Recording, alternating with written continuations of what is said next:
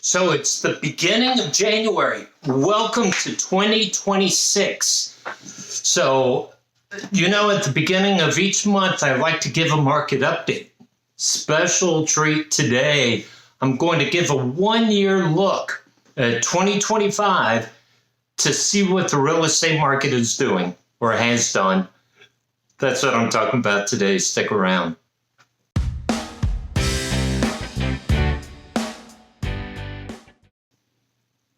Hi, welcome back. My name's Joe Brown. I'm a real estate agent with Century 21 Lists with Beggins, located in South Tampa. Thank you so much for being here with me today. So, welcome to 2026. 2025 was a very interesting time for the real estate market. So what I want to do is share with you several graphs, several charts showing the trend for the entire year from January through December. Now, just as a reminder, these are only for the 5 zip codes of South Tampa. So you have 33606, 33609, 33611, 33616, and 33629. Really the peninsula section of Tampa, of Hillsborough County. So that's what I'm talking about, the 5 zip codes.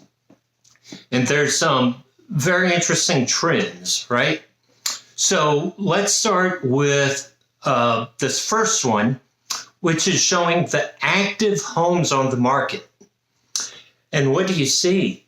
Yeah, really from the active listings, it's gone down several months in a row.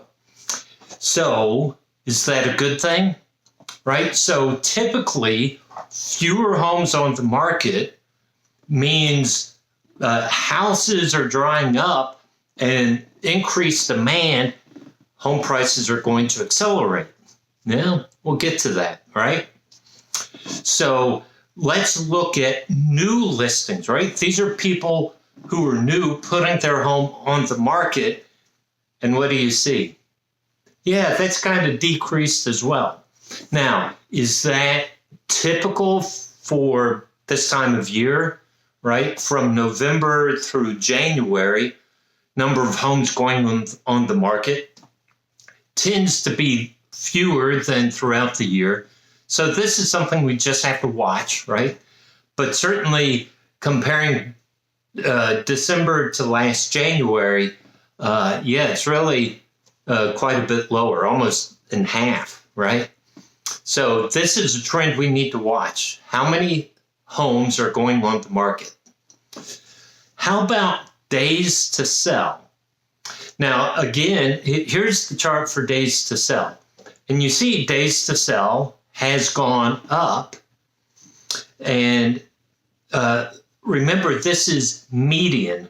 So go back to your middle school math class, right? Median is right in the middle. So median home price or home sales now is upper 50s, like 58 days. There are some homes selling way longer than that. Some are selling faster than that. So this is just median. So out of the 100 or 200 homes that sold recently, 58 days is right in the middle of days sold. Talking about sales, let's look at the sales number. And what do you see? Yeah, December really jumped. Now, before that, sales had decreased, but in December, it increased. And I say, I think there's a couple reasons for that. Number one, in order to qualify to homestead a property, you have to own the property by January 1st. So you have to close by December 31st. And so there are several people buying homes want to take advantage of that homestead. So they want to close by the end of the year. Also, if families are moving, they know they need to move. They want to get into the home so that their children can transition to the new school in January. So I believe there's a couple factors as to why the number of sales in December increased. How about the median sales price? Look at this. Yeah, really, median sales price has not moved a whole lot over the year. Yeah, there are little bumps, but still lower 600,000s. Now remember, this is the median sales price of all the homes in South Tampa. So, and when I say homes, could be condos, townhomes, could be these $1.5 million homes, right? Single family homes. So all of that combined, the median sales price is just over 600,000. So we've looked at sales, looked at median sales price. How about the ratio of what a house sells for as opposed to what it was originally priced at? And what do you see here? Yeah, it's, from a low of 92 to a high of 95, but we've been in that range all year. We finished the year about 93.5. But we're at that 93, 94% range all year. And then another key factor is months of inventory. So we go back, we see that number of active listings has come down, number of new listings has come down, number of sales in December went up. So how about the ratio, months of inventory? And you can see the months of inventory had been between 5 and 6 all year until we hit December. Because we had that increase in sales in December, months of inventory went down. So this is something we want to absolutely keep a watch on, because sales indicates buyer demand. Months of inventory, well, when you get around 5, 6, 7 months, that's a very balanced market, right? Prices are not going to fluctuate quickly or rapidly or drastically. So we are in a balanced market right now. Well, at 4 months, if we get closer, if we get to 3 months or 2 months, which means inventory stays low, sales increase, what that's going to do is median price is going to increase. So months of inventory is absolutely something we have to watch and keep track of. And that the key number for that is going to be number of sales. And I said in my prediction video, there will be a link at the end of this video. I think sales are going to increase because mortgage rates are coming down somewhat, and I would expect them to continue to come down. Oh, just as an aside, I saw on the news yesterday that President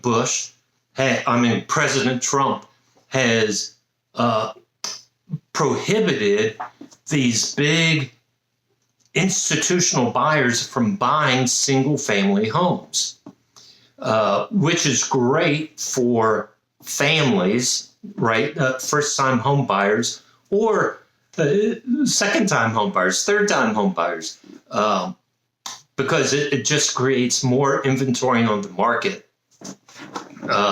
for people to compete for.